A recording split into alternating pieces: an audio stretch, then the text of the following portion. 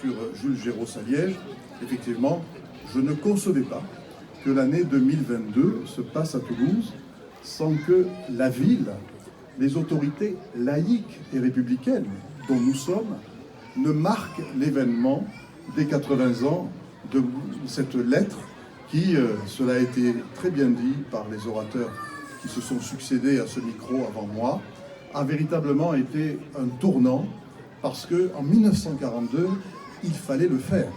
On était loin de la libération de 1944 et de 1945 pour briser la loi du silence et affirmer des principes fondamentaux qui, selon Monseigneur Saliège, étaient et sont des principes chrétiens, mais qui, selon lui et selon nous tous, sont des principes humains, des principes fondamentaux de civilisation dans lesquels peuvent se reconnaître ceux qui croient au ciel et ceux qui n'y croient pas. Et c'est en cela que la portée forte et universelle de cette lettre résonne aujourd'hui encore, 80 ans après.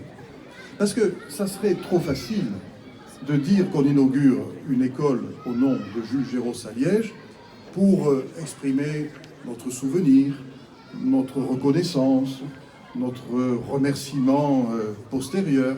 Ça serait trop facile de s'en tenir à ça. Oui, un fait historique et un personnage historique sont à l'honneur. Mais soyons un peu plus audacieux et cassons un peu les codes.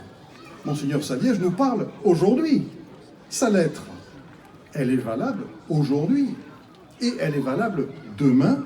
C'est la raison pour laquelle les jeunes générations qui vont passer par cette école vont pouvoir effectivement s'en inspirer grâce aux équipes de l'Éducation nationale qui, elles aussi, vont se succéder.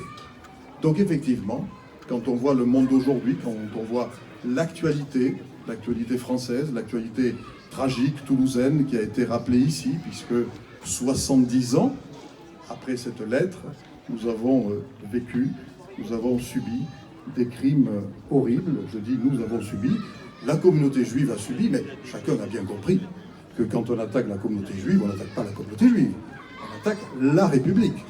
Être contre la République et être antisémite, c'est parfaitement identique. C'est ça le message républicain au-delà de l'aspect, je dirais, religieux de la lettre de Monseigneur Saliège. Et là,